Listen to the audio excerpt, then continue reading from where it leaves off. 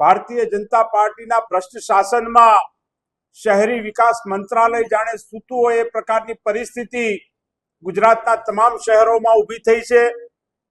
સરકાર જાહેરાત કરતી હોય ક્યારેક કે રાજકોટને રોમ બનાવશું, સુરતને શાંઘાઈ બનાવશું, પરંતુ વાસ્તવિક પરિસ્થિતિ સમગ્ર રાજ્યના શહેરોની આજે ખૂબ દયાજનક બની ચૂકી છે।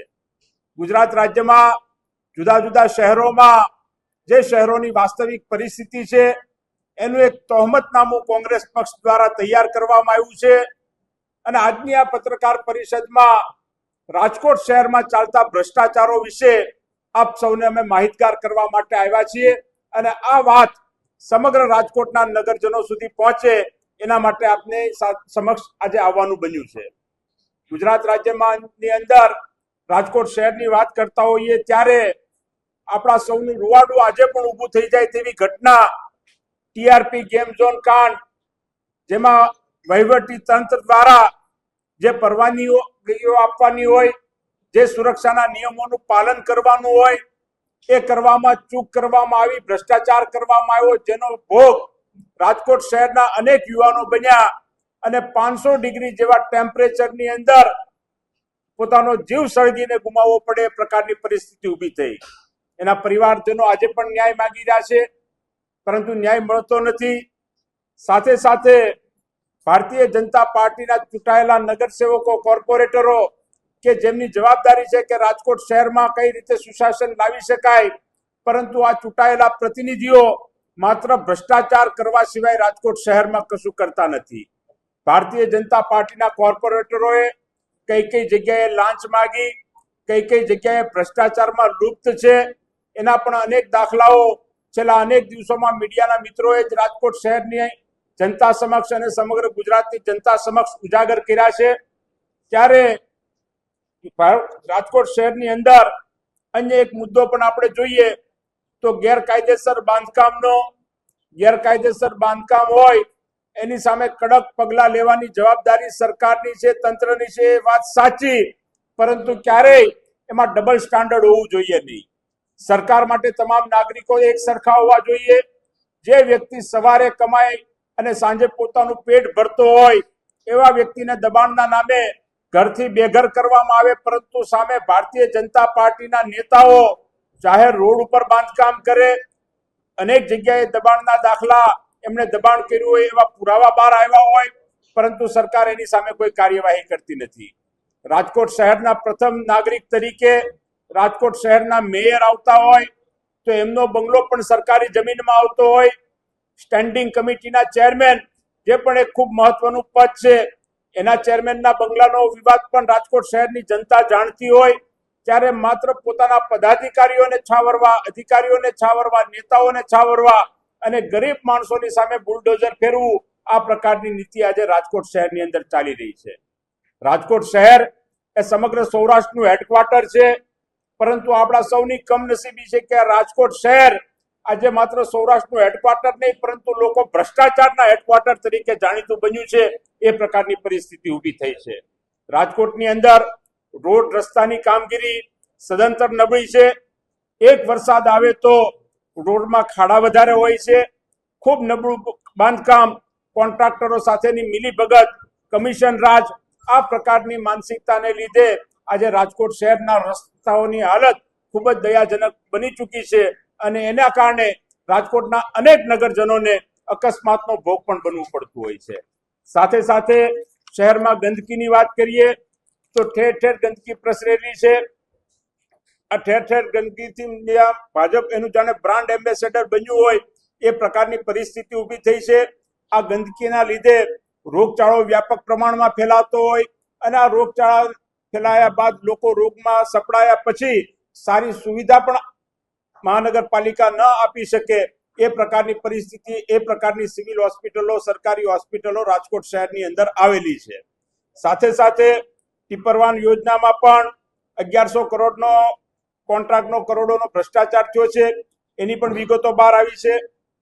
સાથે સાથે આરએમસી દ્વારા શહેરનો કોઈ સામાન્ય નાગરિક હોય જેને એક છેડેથી બીજે છેડે જવું હોય, પોતાનું વાહન સંપત્તિ ન ધરાવતો હોય, એના માટે શહેરની સત્તા અધિકારીઓની ફરજ છે કે સિટી બસની વ્યવસ્થા કરે. આ સિટી બસની વ્યવસ્થા પણ રાજકોટમાં એનું તંત્ર પણ બિલકુલ નિષ્ફળ નીવડેલું છે એમ ચોક્કસ આધાર અને પુરાવા સાથે આપ સૌની વચ્ચે કહી શકીએ છીએ. રાજકોટની અંદર પાણી અને ડ્રેનેજના પ્રશ્નો આજે ઠેર ઠેર ઉદ્ભવ થયા છે.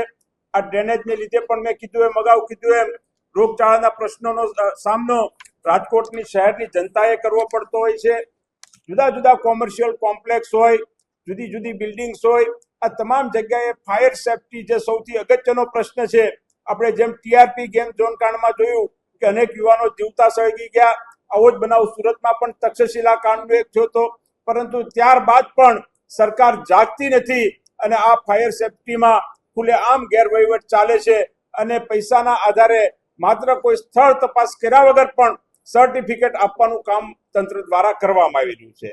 ત્યારે આ તમામ મુદ્દાઓને સાથે સૌથી અગત્યના મુદ્દાઓની વાત કરીએ તો રાજકોટ શહેરમાં લો એન્ડ ઓર્ડર ખૂબ જ ખાડે ગયેલું છે. ક્રાઇમ ગમે ત્યારે ગમે તે વ્યક્તિનું મર્ડર થઈ જાય, જાહેર રસ્તાઓ ઉપર લૂંટના બનાવો રાજકોટ શહેરમાં એટલા બનતા હોય, ચોરીના બનાવો એટલા બનતા હોય, પરંતુ આ મૃદુ અને મક્કમ સરકાર આ ગુનાખોરોને ડામવા માટે સદંતર નિષ્ફળ નીવડી હોય એ પ્રકારની પરિસ્થિતિ ઊભી થઈ છે. આપણી આવનારી પેઢી, આપણા વિદ્યાર્થીઓ, યુવાનો કેમ્પસમાં શિક્ષણ મેળવવા જતા હોય, પરંતુ આ કેમ્પસની અંદર ડ્રગ્સના સકંજામાં સપડાય, આપણી આવનારી પેઢી બરબાદ થાય. ખુલ્લેઆમ જુદા જુદા પ્રકારના ડ્રગ્સ જુદા જુદા કેમ્પસોની આજુબાજુમાં આજે રાજકોટની અંદર ખુલ્લેઆમ મળી રહ્યા છે. ત્યારે આ પ્રકારના તમામ તહોમતનામું આજે રાજકોટ શહેરની જનતા સમક્ષ અમે રજૂ કરવા માંગીએ છીએ અને જનતાની અદાલતમાં જવા માંગીએ છીએ. થોડા દિવસો પહેલા એનએસયુઆઈના મિત્રો દ્વારા રાજકોટના તમામ કેમ્પસોને ડ્રગ્સ ફ્રી કેમ્પસ બનાવવા માટેનો એક પ્રયત્ન કરવામાં આવ્યો. તમામ કેમ્પસોમાં જઈને વિદ્યાર્થીઓને શપથ લેવડાવ્યા કે આ ડ્રગ્સની સામે અમે લડાઈ લડશું. એ પહેલા એનએસયુઆઈ અને યુથ કોંગ્રેસના મિત્રો દ્વારા રાજકોટ શહેરમાં સુશાસન કઈ રીતે લાવી શકાય એ મુદ્દા સાથે એક નિબંધ સ્પર્ધાનું આયોજન કરવામાં આવ્યું. આ નિબંધ સ્પર્ધાની અંદર 450 કરતા વધારે વિદ્યાર્થીઓ વિદ્યાર્થીનીઓએ ભાગ લીધો અને કઈ રીતે રાજકોટ શહેરની અંદરથી પર્યાવરણને લગતા પ્રશ્નો દૂર કરી શકાય, ક્રાઇમને લગતા પ્રશ્નો દૂર કરી શકાય, આ તમામ મુદ્દાઓ ઉપર પોતાની વાત કરી. ત્યારે કહેવાનો મતલબ એ છે કે સ્કૂલમાં અને કોલેજમાં અભ્યાસ કરતા વિદ્યાર્થીઓ અને વિદ્યાર્થીઓને ખ્યાલ છે કે રાજકોટ શહેરમાં સુશાસન કઈ રીતે લાવી શકાય, તો આ મોટી મોટી ડિગ્રી ધરાવતા ભ્રષ્ટ અધિકારીઓ અને પ્રજાના મતથી ચૂંટાયેલા પ્રજાના પ્રતિનિધિઓ જે સત્તામાં બેઠા છે એને સુશાસન કઈ રીતે લાવી શકાય એ શા માટે સમજાતું નથી. ત્યારે આ તમામ મુદ્દાઓને લઈને આવનારા દિવસોની અંદર સમગ્ર રાજકોટની ટીમ કોંગ્રેસ જનતાની અદાલતમાં જશે, જનતાના જે પ્રશ્નો છે પ્રશ્નો માટે ઉજાગર કરશે અને એક વચન આપશે કે રાજકોટ શહેરને પોલ્યુશન ફ્રી શહેર અમે બનાવીને રહેશું, રાજકોટ શહેરને ક્રાઇમ ફ્રી સિટી બનાવીને અમે રહેશું, રાજકોટ શહેરને ડ્રગ્સ ફ્રી સિટી બનાવીને રહેશું અને રાજકોટ શહેરમાં એ પ્રકારનું શાસન કોંગ્રેસ પક્ષની આગેવાનીમાં ચાલશે કે જે કોઈ અધિકારીઓ કે ચૂંટાયેલા પદાધિકારીઓ માટે નહીં, પરંતુ રાજકોટ શહેરની જનતાના હિતનો વિચાર કરી અને સામ્રાજ્ય સરકાર ચલાવે, સત્તા ચલાવે એ પ્રકારની જનતા સમક્ષ અમે અપીલ કરીએ છીએ. આ બાબતના આપ સૌના કોઈ બીજા પ્રશ્નો હોય તો ચોક્કસ કરી શકો છો. રાજકોટમાં આરોગ્ય શાખામાં દવાઓ, સફાઈ અને કોન્ટ્રાક્ટમાં જે ભ્રષ્ટાચારો થયા છે એનાથી પણ આપ સૌ વાકેફ છો. આપને પ્રેસ કોન્ફરન્સની નકલ પણ આપશું, પ્રેસ નોટની, અને આપ સિવાય પણ આપના બીજા જે કોઈ પ્રશ્નો હોય આપ કરી શકો છો. પરંતુ આવનારા દિવસોમાં રાજકોટની પ્રજા જે ભારતીય જનતા પાર્ટીના ભ્રષ્ટ શાસનથી પરેશાન થઈ ચૂકી છે, ત્રસ્ત થઈ ચૂકી છે, એ કોંગ્રેસ પક્ષમાં વિશ્વાસ મૂકશે અને રાજકોટ શહેરની અંદર લોકોની સરકાર બનશે એવો અમને પૂરેપૂરો વિશ્વાસ છે.